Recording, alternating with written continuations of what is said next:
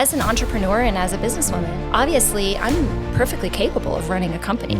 I mean, I could be kick-ass. I can do anything I want. And in that world, which we can definitely dive into, is very different. You are what other people want you to be. You never show up as your authentic self, ever. Yeah. And when she died, a part of me died. So it started to build my confidence, and it started to teach me that I could turn off. So I would come out of dance class and I'd come home and my kids were like, wow, Mom, you're in a really good mood. Gotta let it go to grow. That's hard to do. We need to be uncomfortable a little bit to be joyful. My husband would say, God, there's all these people looking at you. Like, isn't that weird? I was so desensitized to people looking at me in a creepy way.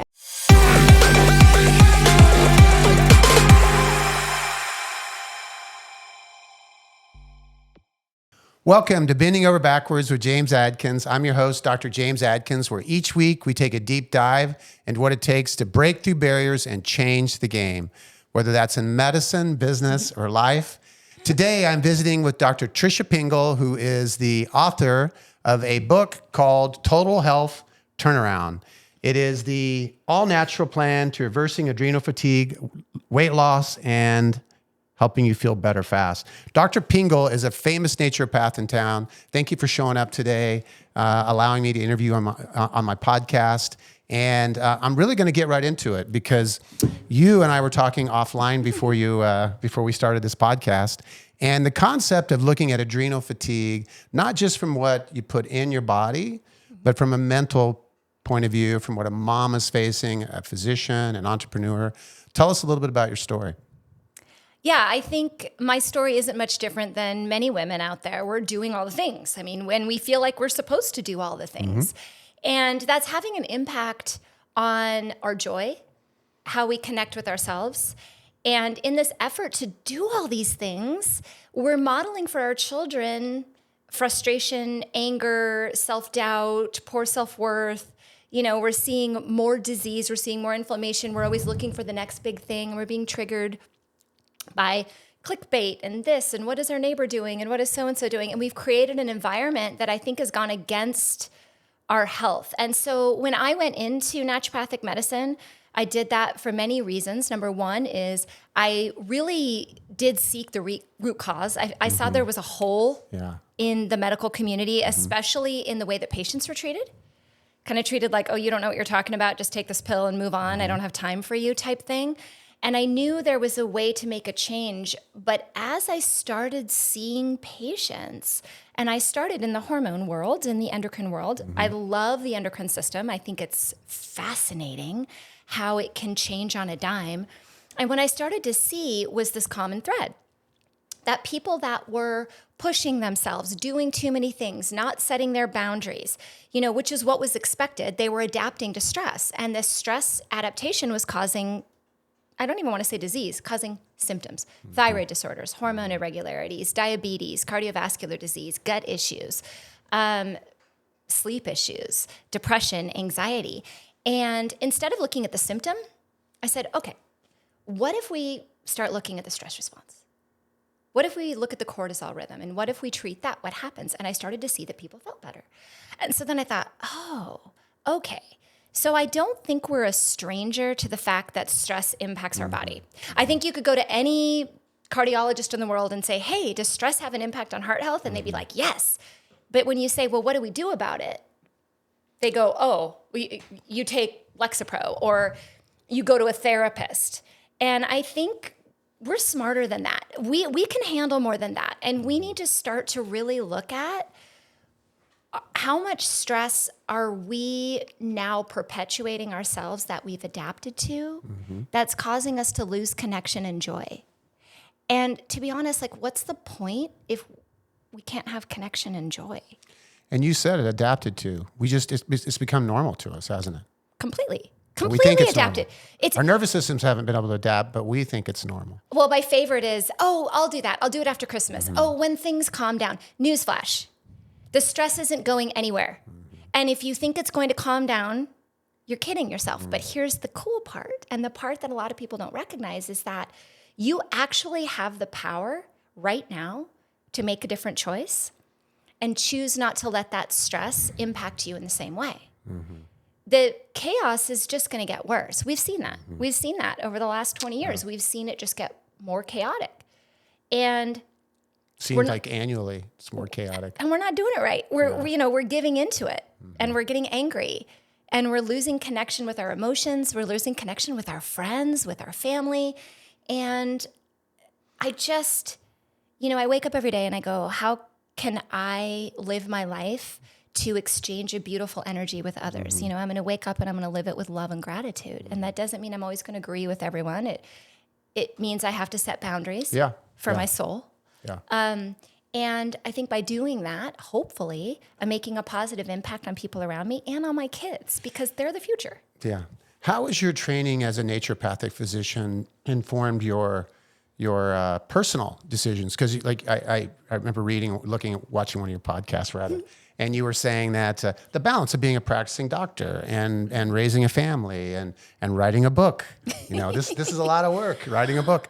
So what's your go-to? What was your immediate rescue for balance? I'll put you on the spot. It's kind of, can I tell a story Sure, with that? please. So,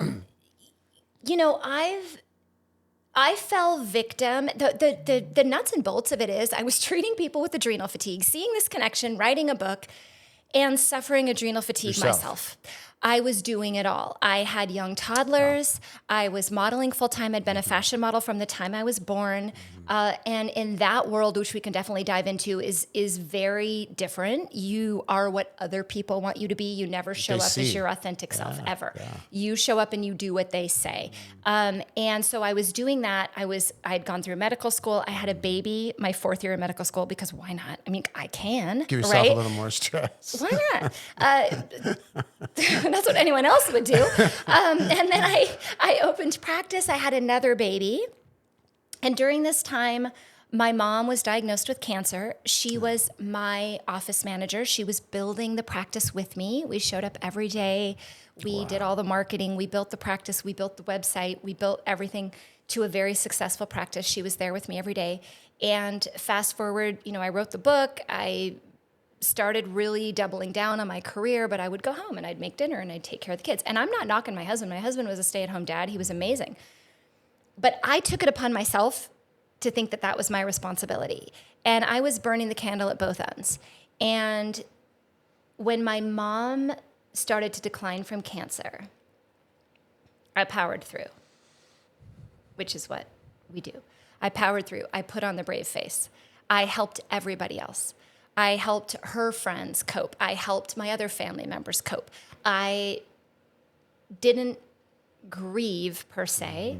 And when she passed, I was booked out 2 months on my schedule. I didn't even drop a day. I said, I'll just power through. Leave later. And at that point, all these other grief moments in my life that I never dealt with, the sudden death of my dad when I was 24, the death of a grandparent of mine or a family member that was like a grandparent that was so incredibly close to me and very much a role model, had passed. I watched her decline, and I powered through those too. I never grieved. And when she died, a part of me died, because number one, she was part of my practice. So who was my practice without her? Mm-hmm. She was the grandparent to my kids. I'm an only child. I didn't have a dad, didn't have a mom. Who was I as a woman? Who was I supposed to go to now, right? And I was supposed to put on a brave face. I was supposed to be the one that healed people, that knew. And I found myself not enjoying life. I found myself not wanting to get up in the morning, not wanting to go to work. So you recognized that. You're trained. You knew you were depressed. No. You didn't. There's the kicker. It took a while.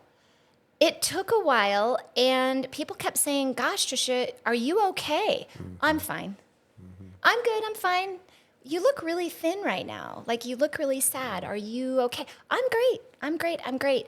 And I think there was a moment, and I don't really remember what made that moment, but I woke up and I said, okay, this isn't good. I'm going to go down or I'm going to go back up. How am I going to do that? And I started to really dive into energy work. I started to have real honest conversations with myself about who I was and who I wanted to be and the impact I wanted on this world. I decided not to let the loneliness get me down. I thought, okay, I'm alone here, but am I? And I had to start asking myself those questions. And so I asked myself, what did I do when I was a kid that I just loved, that brought me a ton of joy? And that was dance. Play. So I walked into a hip hop dance class, all 14, 15-year-olds, and me at 40, and an advanced class, and I took it. And I felt like an idiot. But at the same time, I had incredible joy. I was like, wow, that was fun. I'm going to come back. I'm going to do that again. And I started going every single week, and I had a young teacher that was going through something hard at the same time. And she was so inspiring. She's like, good for you. If you only get an 8 count, so what? And I think there was something, and I know they show this in the literature.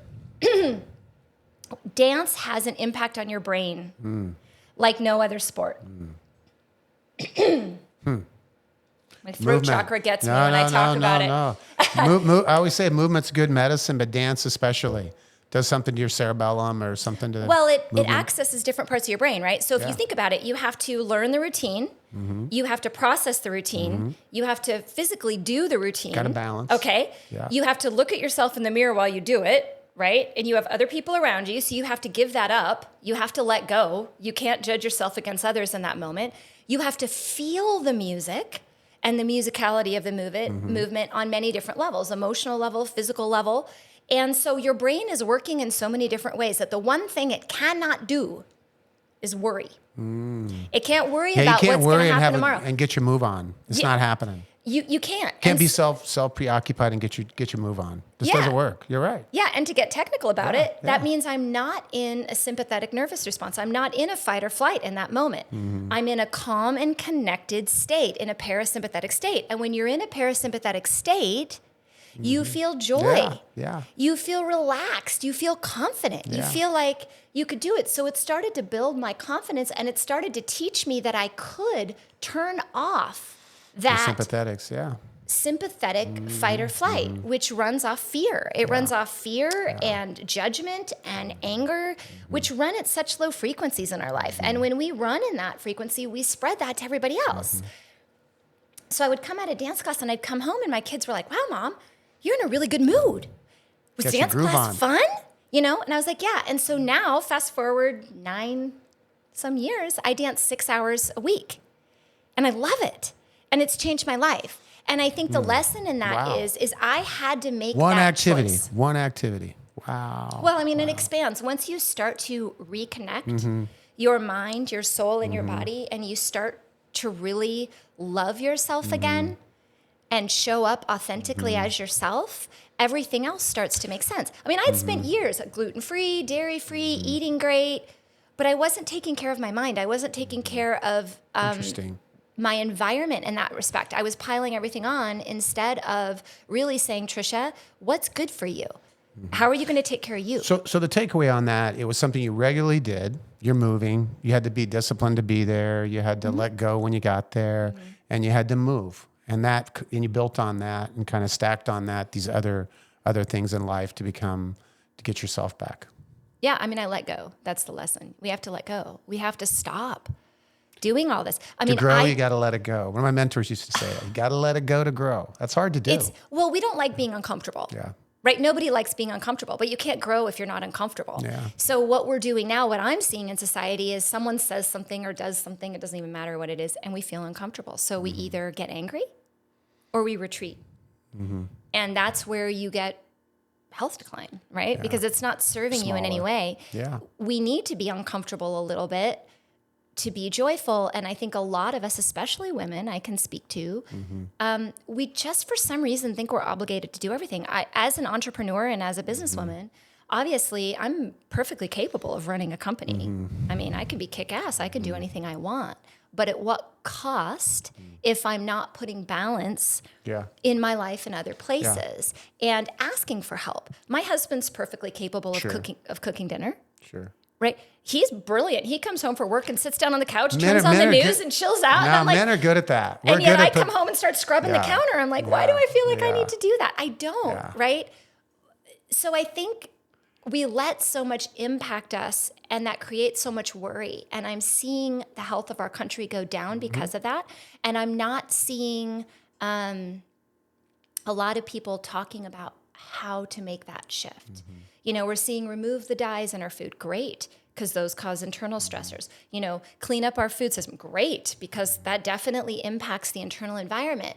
But if we don't calm down, we're not digesting anything anyway. We can eat as perfectly as possible. I love the thread you're on this, because you're right. I mean, everyone talks about adrenal fatigue and supplements you can take, and I love the concept of you're talking about what goes on between your ears, and it's an initiative in our spine and pain program. And as embarrassing as I am to say it, we've for years neglected the role that behavioral health had with our patients, massively. Underestimated. I think it's probably, and we see really, really severe pain patients, and it's probably half of it's behavioral health, and we're still not getting enough of our patients to that. So I love what the concept of adrenal fatigue. You're going to have to work on what's between your ears. That's cool. That's unique. That is. Thank you. Yeah, cool. And pain is a sympathetic response, right? Because the body says, this hurts. I'm in danger. I mean, if we talk about adrenals a little bit, what are they, right? If you were in the woods and you were hiking and along comes a bear, you have a response, right? Yeah. And our body goes into this response where we don't digest our food, we don't protect our immune system, we don't manufacture our hormones, we don't absorb our nutrients. We just go into a let's run and get away from the bear state. And if there's only one bear, great, we recover. But in our society, there isn't just one bear. Every time that cell phone goes off, the best experiment is leave your cell phone at home and go to the grocery store. And how many times do you check your pocket or go, especially if you're a mom with children. It's even worse. Yeah. Because our body now is anticipating a stressor. And that's where I see the problem is. It's not necessarily the stress that comes at us. We're built to manage that. We're built to manage grief. We're built to manage trauma. Unfortunately, we have those protective mechanisms. But when we start anticipating a problem that hasn't happened yet, that's the adrenal glands we're living. We've adapted now. Now we've adapted to a bear always being there. 50 times in the morning. And we're not supposed to be. it. And then in some respects, we come out there and we say, okay, folks, let's not have caffeine. Let's eat right. Let's make sure that we're always doing this. And we write these checklists for health. And we get very obsessive over health as well. And unfortunately, that's feeding the bear as well. So what's the balance? At what point do we step back, trust our bodies, and listen to what our bodies are trying to say to us? Pain is our body communicating. Yeah. Right? Yet sometimes we want to suppress it without listening to it. So what's that balance? Maybe we have to listen to it and understand it. Yeah. Before we can suppress it.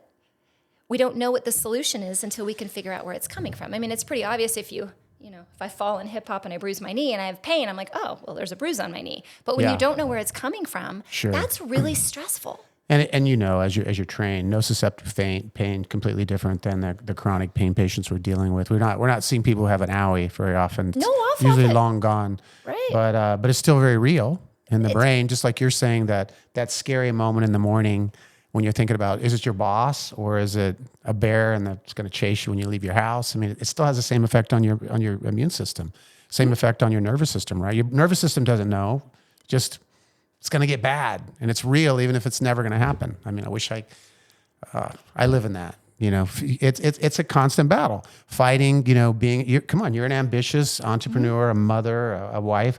It's a balance, and being able to keep your foot on the gas to accomplish your dreams, and then yet not burn out or forget something. And important. I think there's also a measure of what we, as an entrepreneur even, or as a businesswoman, what is success, right? To me, my definition of success has changed drastically over the years. It used to be, I want to make a ton of money. I want to make sure I have a big business. I want to have multiple employees. I want to look like I run everything, right? And now success for me is waking up in the morning and walking downstairs being grateful alive. I mean, my dad woke up, walked downstairs, opened the fridge to get breakfast, and fell to the floor with a stroke. That was it. He was 59 years old, and it hit his thalamus. So he didn't die. His heart was still beating. He was still breathing, but he couldn't communicate. So he was in a coma, and he was in a coma for 3 months. And as his daughter, his wife and I had to make a decision. Do we keep him alive or not? Wow. He didn't know that he was going to wake up that day and that was the end. The day before, how did he spend it? And I look at that from such a different perspective now, and then losing my mom, who I watched decline over a year, to go from a very vibrant, beautiful. She modeled her entire life. She was a Jansen Smile girl in the 60s. If you remember who they were, and they were very kind of like the Victoria's Secret models of the 60s. Okay. Did you say Dance and Smile Girl? It was a Jansen. Jansen. Swimwear. Oh, okay. So they were like this. They showed that she was like one of the first women to show her belly button on film. It was a strange fact, but lived this amazing life where she was always living by other people's expectations. I'm sure that had an impact on her immune system.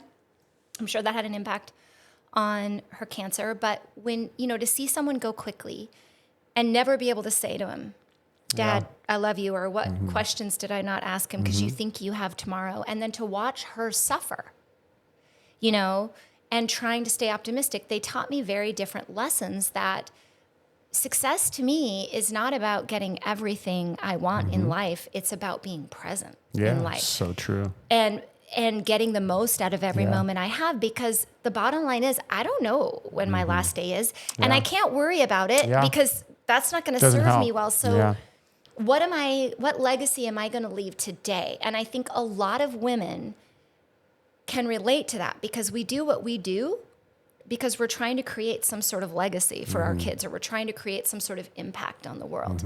And ambitious people in general want to create an impact on the world. So what impact you're going to create today? It's great to have goals, but at what cost? If today was your last day, what'd you do? So success really has changed for me. And I think if we can let go of the idea of doing everything by everybody else and worrying about what other people are, and just show up authentically as ourselves, trust the process, make good choices throughout our lives, and make an impact on one person a day, a positive impact on one person a day, make somebody smile, then what else can I ask for? I'm already successful. Whatever I do in business moving forward. But you're saying have that great. internal locus. It's coming from an internal perspective versus as a model.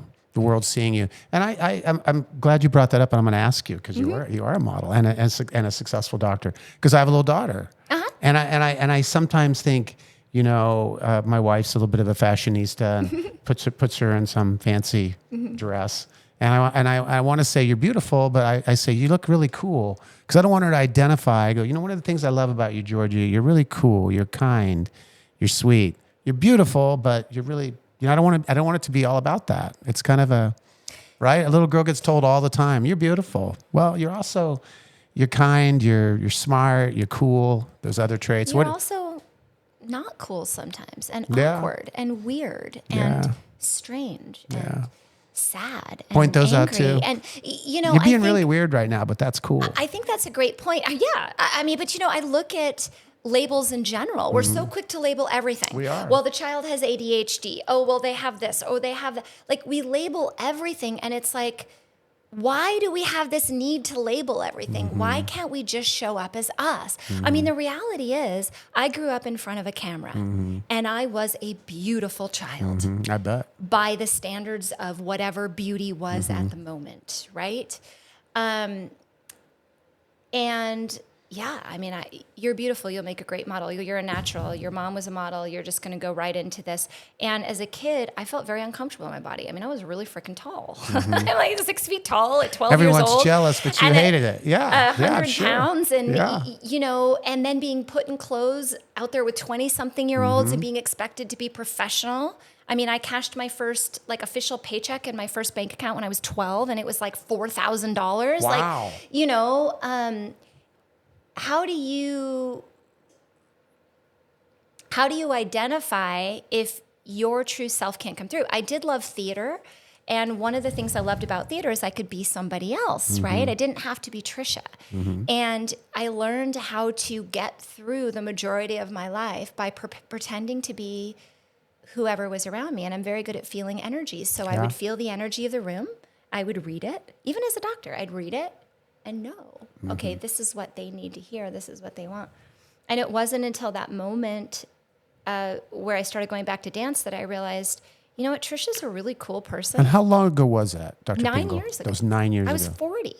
Like, that's ridiculous. I went so many years. And, you know, there were little glimpses of it, you know, over the time where I started to kind of connect with myself and then thought, no, I need to be the doctor that shows up. I mean, what was I modeling for my patients? That you work 12-hour days and see patients, that you can do it all.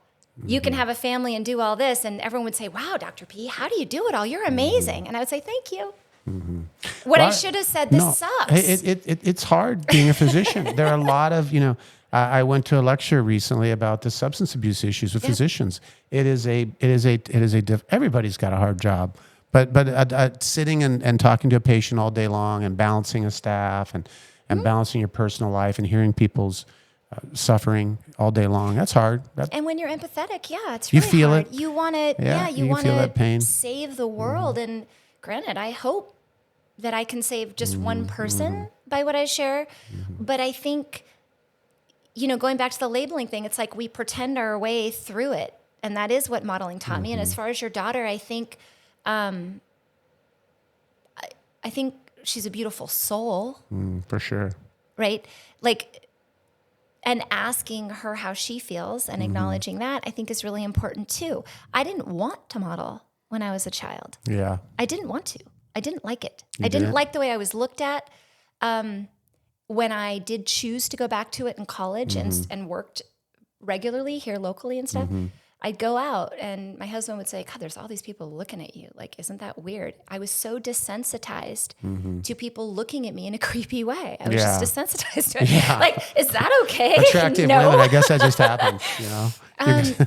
And so I think it's important that we all look very different. And what I've learned now, watching the modeling industry change, is now the people that are making the most money aren't necessarily the all-American beauty with the big forehead and the big eyes and the big smile, and the long neck, right? Which was what it was when I was there. Now they do look different and they're still just as beautiful. And I think what you start to learn is what makes the people successful in that industry has actually really nothing to do with their physical appearance. It's what comes out of their eyes. It's the emotion that they can connect with. Yeah. So if we can connect with those emotions and allow your daughter to connect with those emotions, no matter what they are, I think that's how we save their health, because that's what we're doing. We're disconnecting. Video games, social media, texting. No one's confronting anyone anymore. Nobody wants to be uncomfortable. Yeah. Or do you as far as do you have? I'll get to business here. I'm going to skip over to the business. Wear your business hat for a second. Do you have other doctors working for you? Do you have you have nursing team? Do you have? I know you have an office here in Scottsdale. No, I got rid of it all. Oh, you did? I ditched it. Oh, you did? I mean, I do still see patients, but when my mom was passing of cancer and I started to recognize the toll, I had a doctor under me, I had a staff, I had doctors over time. I had about a 3,000 square foot office in Scottsdale. I was doing procedures, I was doing consults, I was doing whatever. I even had a second business for a while for an IV bar. And I started to say, wait a minute, why? Why am I adding so much to my plate to manage other people? Maybe I should look at this differently. You know, if you look at like the 10X is better than 2X type model, where you could like double down on one thing and make so much more money and have so much more time and create time freedom than trying to do all these little things, right? Yeah. And so I said, what do I really love about what I do? And what I love about what I do is connection. Okay. Sitting with a patient, having a real honest and open, raw conversation and knowing them.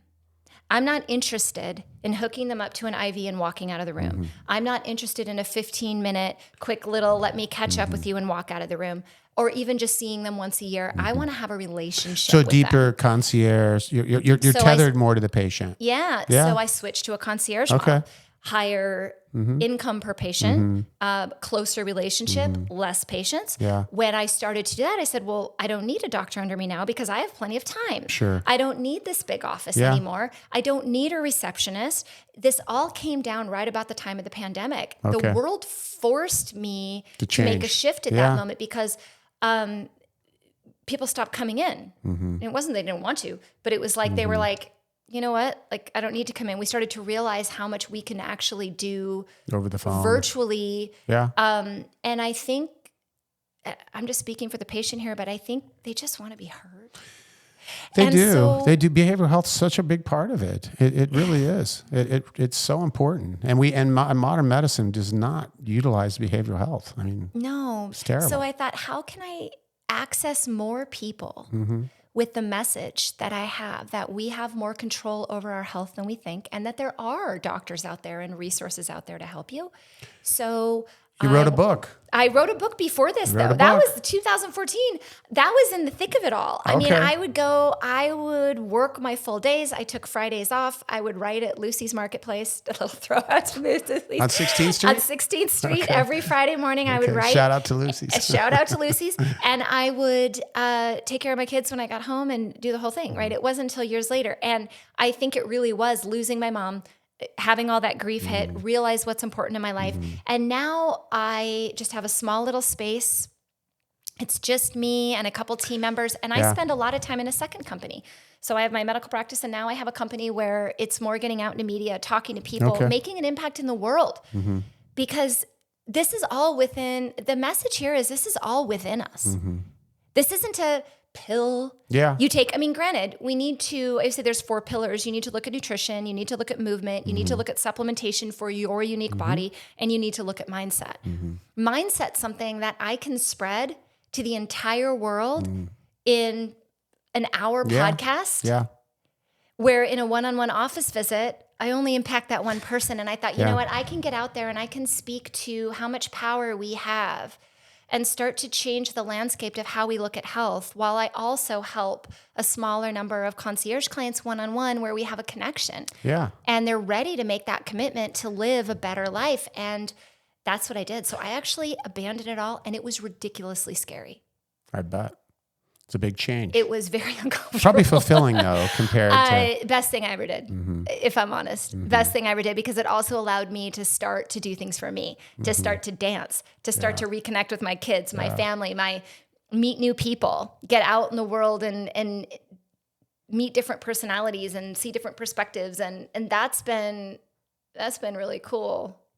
It's been really cool. And it brings me to the point that if today is my last day, I feel like I've accomplished something by doing that. And I don't think if I would have stayed in my old ways and powered through the pandemic and the changes at that time and went right back to the old model I was doing, I may still be here, but I certainly wouldn't be happy.